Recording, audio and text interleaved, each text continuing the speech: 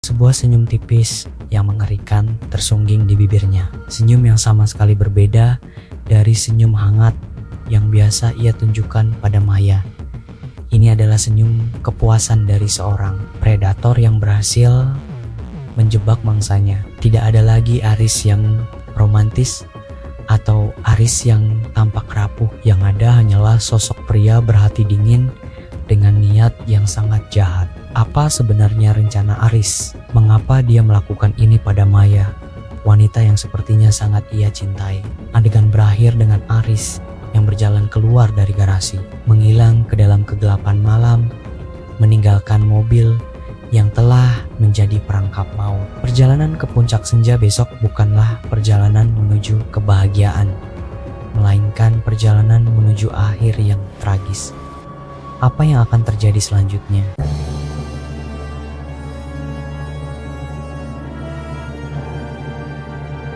Perjalanan mobil menuju puncak senja dengan dialog penuh tekanan antara Aris dan Maya.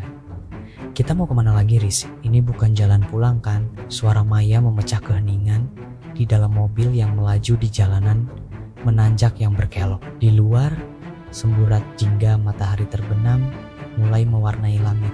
Aris memegang kemudi dengan erat, buku-buku jarinya memutih. Ke puncak senja. Aku dengar pemandangannya bagus dari sana. Jawabannya terdengar datar, nyaris seperti hafalan. Maya menghela napas, nadanya berubah serius. Aris, aku tahu kamu menghindar. Kapan kamu mau ajak aku ketemu orang tuamu? Kita sudah setahun lebih bersama.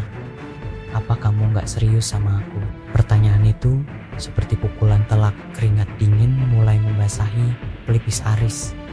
Dia melirik Maya sekilas, melihat tatapan menuntut di mata kekasihnya. Dia tidak punya jawaban, bukan jawaban yang ingin didengar Maya. Maya, sabar ya, nanti pasti ada waktunya, jawab Aris. Mencoba terdengar meyakinkan, tapi suaranya bergetar. Dia semakin dalam menginjak pedal gas, seolah ingin lari dari percakapan ini. Mobil melaju lebih kencang, menaklukkan tanjakan yang semakin curam. Sabar terus. Sampai kapan, Riz? Aku cuma butuh kepastian. Maya tidak menyerah. Dia memegang lengan Aris, memaksanya untuk melihat ke arahnya. Kalau kamu memang gak ada niat, lebih baik kita. Tiba-tiba Aris merasakan sesuatu yang aneh. Dia menginjak pedal rem untuk mengurangi kecepatan di tikungan tajam. Tapi tidak ada respons. Pedal itu terasa kosong, amblas ke lantai mobil.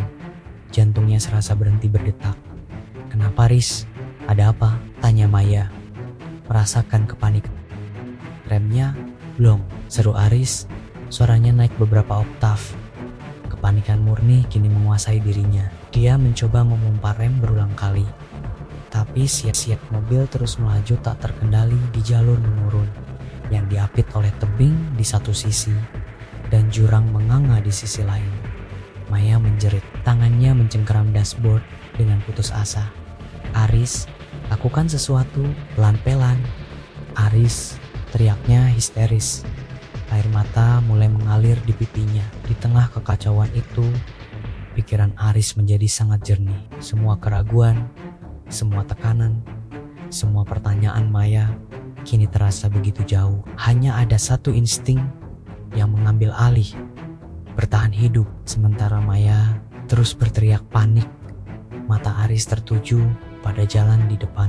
Dia melihat sebuah tikungan tajam dengan pembatas beton yang tampak rapuh. Sebuah ide mengerikan, tapi satu Satania pilihan terbentuk di benaknya. Gerakannya menjadi lambat, nyaris seperti dalam film. Dengan satu tangan tetap memegang kemudi yang bergetar hebat. Tangan kirinya bergerak perlahan menuju gesper sabuk pengamannya.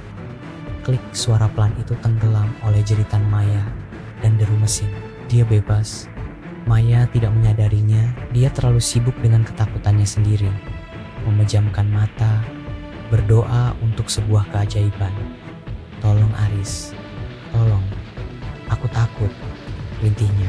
Maafkan aku Maya, bisik Aris. Lebih pada dirinya sendiri. Mobil semakin dekat dengan pembatas beton. Aris memutar kemudi dengan sekuat tenaga. mengarahkan sisi penumpang mobil lurus ke arah pembatas. Tepat sepersekian detik sebelum benturan, dia mendorong pintu di sampingnya dengan kakinya dan melemparkan dirinya keluar dari mobil yang melaju kencang. Gedebuk, Aris mendarat keras di aspal, berguling beberapa kali sebelum berhenti di pinggir jalan. Tubuhnya penuh luka lecet. Di saat yang bersamaan, terdengar suara benturan logam yang memekakkan telinga. Mobil itu menghantam pembatas, meremukannya seperti kertas, dan tanpa jeda meluncur ke depan, terjun bebas ke dalam jurang yang gelap. Jeritan Maya yang terakhir terdengar menggema sesaat sebelum akhirnya ditelan oleh suara angin. Aris susah payah mengangkat kepalanya. Dari posisinya yang terbaring di pinggir jalan, dia melihat mobil itu jatuh, berputar-putar di udara, semakin kecil, hingga akhirnya 2 RR.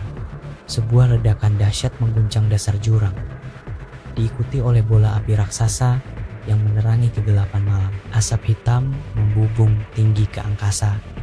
Hening, hanya ada suara napas Aris yang terengah-engah memecah kesunyian malam. Dengan sisa tenaganya, dia merangkak ke tepi jurang, menatap ke bawah. Di sana hanya ada kobaran api yang melahap sisa-sisa mobilnya, sisa-sisa kehidupannya yang lama. Tatapan matanya kosong, tidak ada penyesalan, tidak ada kesedihan, hanya kekosongan. Pertanyaan Maya akhirnya terjawab. Dia tidak pernah berniat serius, dan kini dia bebas selamanya. Terima kasih sudah menonton cerita ini sampai akhir. Jangan lupa tinggalkan komentar kalian di bawah. Apa yang akan kalian lakukan jika berada di posisi Aris? Klik subscribe dan nyalakan loncengnya agar tidak ketinggalan video-video kami selanjutnya. Sampai jumpa.